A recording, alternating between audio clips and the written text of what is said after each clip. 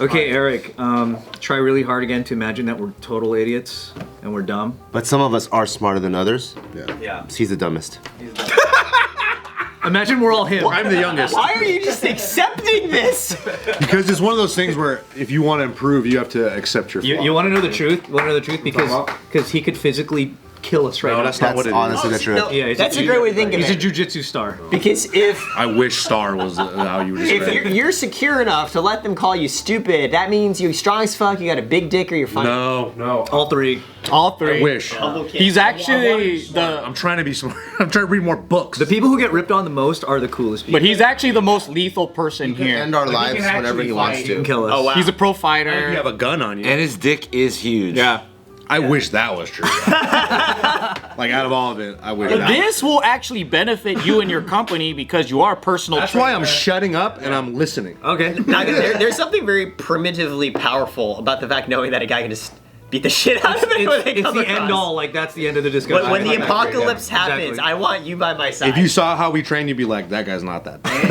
That guy's not that bad. And he was prom king, by the question way. is when startups raise millions of dollars, Yeah. like where does that money coming from? Yeah, let's talk about that. Because you know, like as just like I look at myself like I'm so outside of that stuff, and then I just hear of a guy go, "Yeah, I started this thing, and we're on our Series A funding. I got $8 million." I'm like, where is that coming from? So what is it? Raising money is super fucking weird. There's 2-3 things that matter, and I'll first give context. We've raised over $100 million to date, and that's just to say there's a lot I don't know about how this shit works, but this is the stuff I learned from what we've done. Okay, so point number 1, just because you raise money doesn't mean you're going to succeed. And when a venture-backed company raises money, it's because the investor thinks there's a small but real chance they're gonna be $1 billion company. Let's go through an example. Clubhouse, you might remember, pandemic. Oh, yeah. Very early on, they raised money, and Andreessen Horowitz gave them money, and the valuation was over $100 million. And people were like, what the fuck? Clubhouse has existed publicly for like 2 weeks. You have like 5,000 users. How, from a revenue basis, could you possibly be worth $100 million? And the answer is, yeah, because it wasn't. Because when Andreessen Horowitz gives that money, all they're saying is, we think that your company has a 10% chance of being $1 billion. So I'm gonna give you money at a valuation of 100 million. Every investor is just evaluating your chance of being a unicorn. And Andreessen Horowitz would rather you have a 1% chance of being a $1 billion company than a 100% chance of being a $5 million one. Because most of their startups fail. They need to hit home runs. If you have a successful business, you're 5 million, 10 million, 50 million in revenue, they don't see any exit. And so when you raise money, when we raised our very, very first round, the valuation was low from a venture perspective. It was less than 10 million.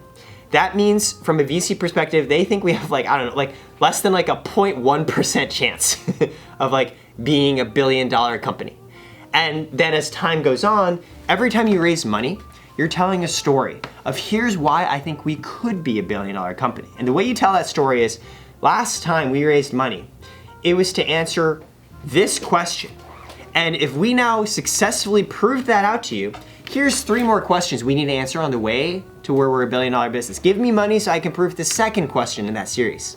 Let's take our company, Kara, as an example. Yeah. There's only 3 or 4 questions we need to answer if we're really $1 billion company. Number 1, the creator market is big and growing. Guess what? If the answer to that is no, we're dead in the water. And when we raised money for our very first round, that's what we were trying to focus investors on. If you think this is gonna be real, give me money. And 99% of investors, they won't think that, and you will never convince them. You have to find the people who already believe in the vision and then convince them you're not gonna fuck it up. So we raised a little bit of money at a low valuation. People are like, you have a 0.1% chance of succeeding, just based off, we're gonna show you creators are a real existing market that's gonna grow. And this is 2019. So 2020 happens, all the creators blow off, everyone's like, wow, these carrot guys seem really smart. And it's like, well, you know, we also got lucky from the market timing. The second question is, cool, creators are businesses. Because there's a world where every creator just ends up being a Hollywood celebrity. Hollywood celebrities aren't businesses. they don't understand what they're doing from a P&L basis. Because the structure is you will have one Brad Pitt and 99 gazillion waiters and waitresses. Because the costs of getting content out are so expensive that you have to be, literally let me find the next Justin Bieber, have an industry of agents and A&R people to find that. But on YouTube, you could, like, I don't know, be a 25-year-old dude who talks about knitting who lives in Georgia, and you can make 6 figures on YouTube doing that. And then we're like, okay, we think you're a business. So number 1, the market grows. The creator thing is real. Number 2, creators are businesses. Number 3, they need help with their business financial products. And we can find that first wedge product. That's when we're like, look, we think it's the card. So we raised 1.5 million off that first question. Then we raised another 3 million on that second question. Then we raised 11 million in equity off that third question. Hey, we think not only is the creator market growing and their businesses, we found the first product. It's this card. The biggest creators in the world are organically adopting this. We don't pay for influencer activations because why would you trust an influencer product that an influencer had to be paid to use? And then when we raised our 40 million Series B in equity, the fourth question was, now we need to prove we can cross-sell them into other products and services. That's what we're doing now, into this insights tool, into bank accounts. And the fifth one will be, cool, now make it all profitable, which is hard. You might be sitting here being like, why the fuck would someone give you money if you're not profitable? And it goes down to that first point I said. We have a small chance of being a billion-dollar company. It's a small one, and any startup founder who says otherwise is lying and full of bullshit. But that's the economic model a venture firm wants. There's a chance we literally become Square and we blow up. And so they're giving us money, even though we're not profitable, to build out the customer base, the underwriting model where it all might fall together. Take Facebook as an example. Facebook was not profitable for a long time because their main focus was let me acquire users. If I acquire people and users on this social network more than anyone else, eventually I can monetize via ads. But if I prematurely try to monetize before building the user base, Stunt the growth. exactly. And so you need venture capital to cover you. The only times you should raise venture money then for your business are when you think you actually have a small chance of being a billion-dollar company. And you are okay with a very high chance that you will fail. We've brought on a lot of creators as angel investors onto Carrot. The first thing I always tell them is I want you to know, as an angel investor, the odds are this won't make you money because we're a startup. And that's risky. And venture capital firms can afford to do this as a portfolio of bets.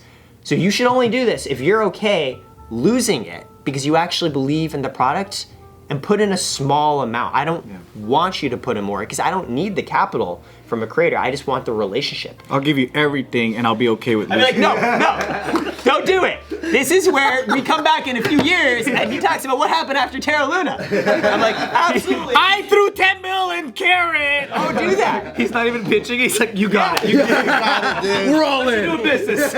He's like, Okay, just give me a little and don't bank on this. All right, I'm gonna give you a lot and I'm not gonna care about it. yeah. It goes back to our earlier. I'm gonna care hella. You have to be a special kind of stupid to run a business. And when I tell you this, yeah, I like your little, hey, look at me. My co-founder and I, we're doing this because we truly believe in it. We still believe, and our team believes too. But you have to be able to hold two opinions in your mind as a founder. To both acknowledge why we think this can work, why we think people are wrong, and also to acknowledge why we might be wrong and go into this knowing the risks. And so all of that, it is a burden and a responsibility when you take on venture capital because that money is not your own. That is not my money. It is money I've taken on with the expectation of there is a small but real chance we turn it into way more and give it back to the people who invested in us. And this goes back to another point we've talked about. People who own capital and make investments typically make more than people who work. From a venture capital perspective, they've given me money. They've given my co-founder money. They've given tons of other companies money. Now they kind of just wait. And we're out here losing our shit Yeah. to try and make it happen. And they had the money to start with to see that return. The CEO of NVIDIA, he did an interview recently. They asked him. It's one of the most valuable companies in the world right now. That one Asian dude, right? Yeah, exactly. You've seen this, it sounds like. If you could do this again, what would you tell yourself? Right. And he says, don't do it. It's great. It's great. Don't do it. Fucking bail. Yeah. And so, to answer your question, when you raise money, it's a game that most of us coming from a traditional background never thought of. I grew up thinking you can never convince someone just to give you money. You have to like put into work, you have to work yourself the way up. And then again, I told you, I met my friend who raised $1 million living out of his car. Yeah. And I realized, no, it's different. You can convince people that there's a chance if you tell the story and you have the right context, the knowledge, the relationships, but then you also have to accept the other side of it, the responsibility of it might not work. Yeah. At that scale, when somebody gives you like 20 million, right? You get this angel investor. Yeah. When do they expect to have a return? Years. Like, Is it all listed? Is it like is like the whole timeline written down of percentages or how much amounts? It's all down in paperwork. It's all categorized. And there's a saying, if you're a venture capital investor, you have no idea if you're good or not until at least 10 years have passed. Wow. And what's your consequence if it doesn't pan out?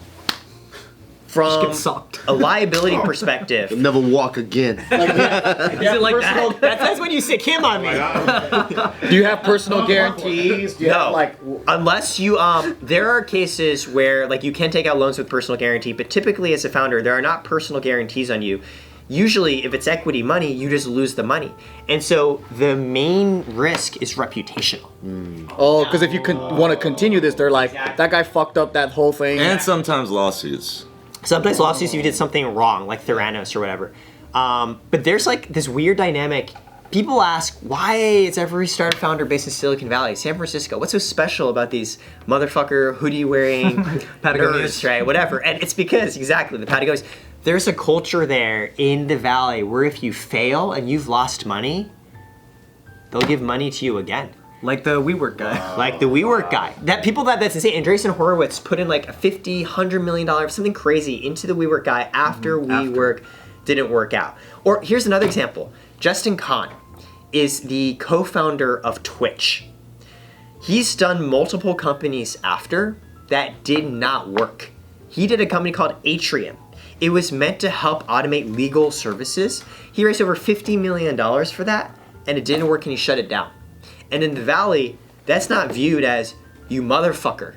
That's viewed as respect because it's so hard and unlikely. Like he's still trying. You're still trying. You're taking a bet. But that's why there's a difference when you're chatting with someone from the Valley versus someone not. People in the Valley, these are venture investors whose job is to deploy money.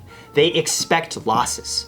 But if you go to someone outside the industry and you're like, hey, like you want to invest?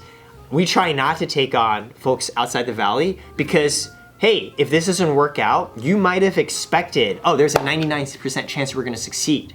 When actually venture-backed startups typically don't. But again, if you put money into 100 startups and one of them becomes Facebook, you actually do great. Yeah, you won. Yeah. Right.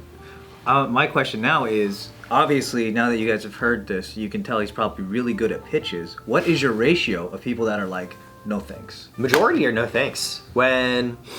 So it's like doing auditions in Hollywood pretty much. 100%. Wow. I remember one of our very early pitches in like our pre-seed or seed stage, we pitched to a relatively well-known Silicon Valley firm. And the guy at the end of it just said, so you work with Twitchers. What the fuck is a Twitcher? Tweaker? Twerker? That's not even the right terminology. And I knew he wouldn't give us money because VCs, their job is to make you feel special. So they'll take meetings just to learn. He wasn't taking that meeting to invest in us. He was taking that meeting just to learn what's this whole creator thing that's happening. So he's getting intel for himself? Yes, that's the job. Investors, the way they can be surveying the landscape. Exactly. They need to know what's happening in the markets and they need to know lots of people so they can make interest. So they will always take a meeting and they will rarely tell you your idea sucks because they want to maintain that relationship. So the pitch is almost both ways where you're also trying to tell if this guy Yeah, exactly. And so the majority, no, they're not into it. Like I said, just a looky-loo, basically. Yeah, it's a looky-loo on both sides. You can't convince people to believe in something they don't. You have to find the people who already believe and just say, I'm the right person to make this happen. How do you look for VCs? Is there like a directory somewhere, or like do you look at? There's Tinder for that. Yeah. And or you look at companies and you go like, oh, they've already invested in projects like mine, so their chances are higher. Like, how do you? So there's two ways to think about it. The first is in an ideal world, you would look through the list of venture capital investors, of which you can find these lists online, and you reach out to them cold. And if your idea has merit and you're good, they will recognize it and they will invest in you. This does happen, but not often. 99% of the time, it's through relationships and connections and people you already know.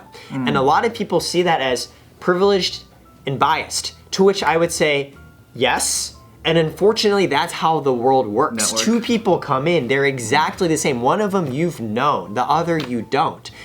We're human beings, we're animals. We're gonna go with the one we already know. Yeah. And so, like for us, I had spent a lot of time already in the tech ecosystem, networking, getting to know people, and so did my co-founder.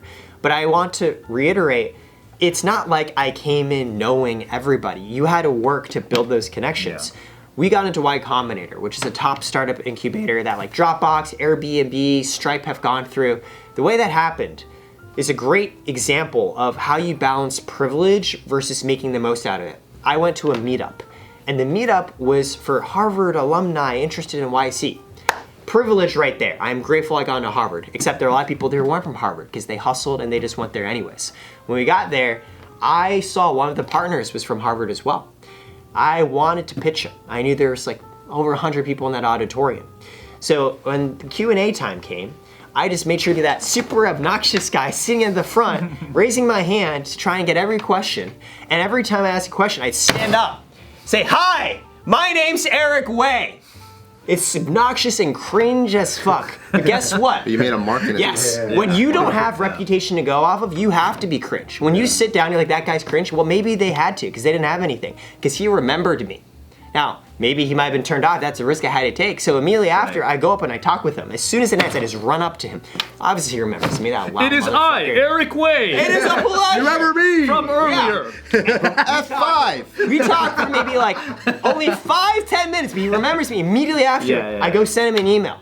And then for the next few months, I send him an email like every All week, caps, every all month. Hey, I have what you need. No, and I'm basically pitching him ideas. I have the email chain, and every time he's like, "This is a bad idea."